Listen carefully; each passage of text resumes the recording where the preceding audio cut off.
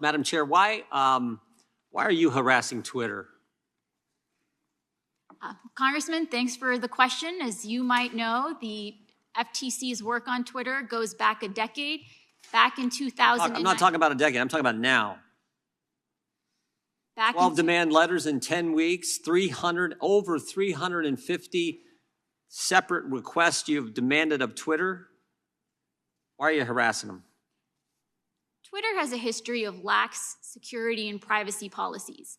You've asked for every single communication relating to Elon Musk, not communications that he just sent to someone or communications he received, but any time he's mentioned. That actually seems more than harassment. That seems like almost an obsession. Why such an intense focus?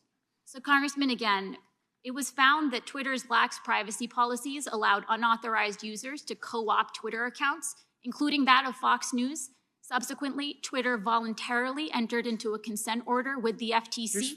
Here's what you wrote in December, Madam Chair. Here's what you wrote in December. Identify all journalists and other members of the media to whom Twitter has granted access since Musk bought the company. You want to know the name of every journalist a private company has talked to? Think that's consistent with the First Amendment?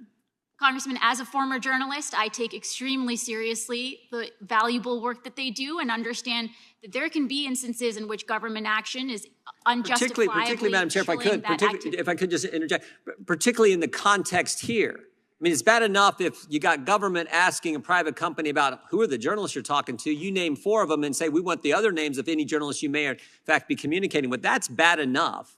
And I think a threat to the First Amendment, freedom of the press.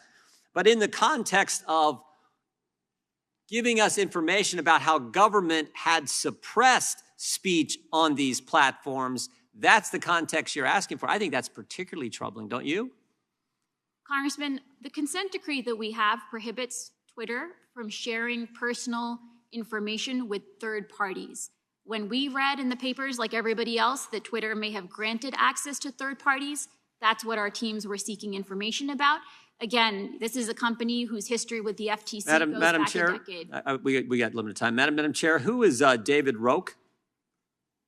Could you repeat that, Congressman? David Roque, R-O-Q-U-E. Who is David Roque?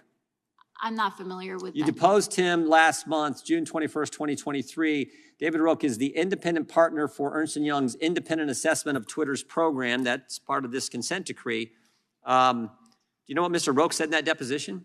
I'm not aware. Okay, let me read it for you then, because I think it's pretty important. Mr. Roque testified, again, in front of your lawyers, you deposed him, testified that FTC's conduct made him feel as if the FTC was trying to influence the outcome of the engagement before it had started.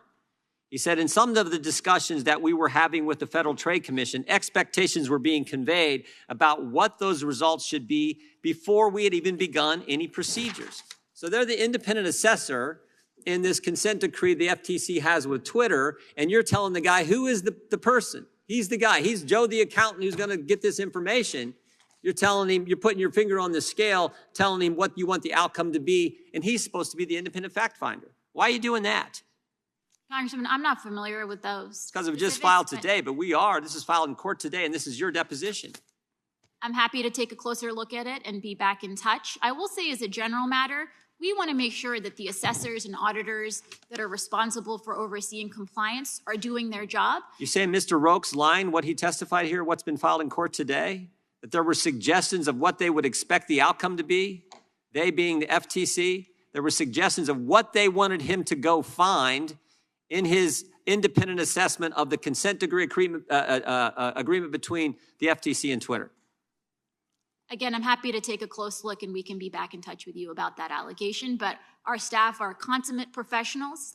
When they conduct these investigations, they're focused on determining whether there was a violation. Is your attack on Twitter, harassment on Twitter, is that based on the fact that all kinds of Democrats have asked you to do this and frankly, some things that you've written about dealing with, quote, disinformation? Does that have anything to do with it, Ms. Khan? Congressman, we make only independent determinations about whether there were law violations.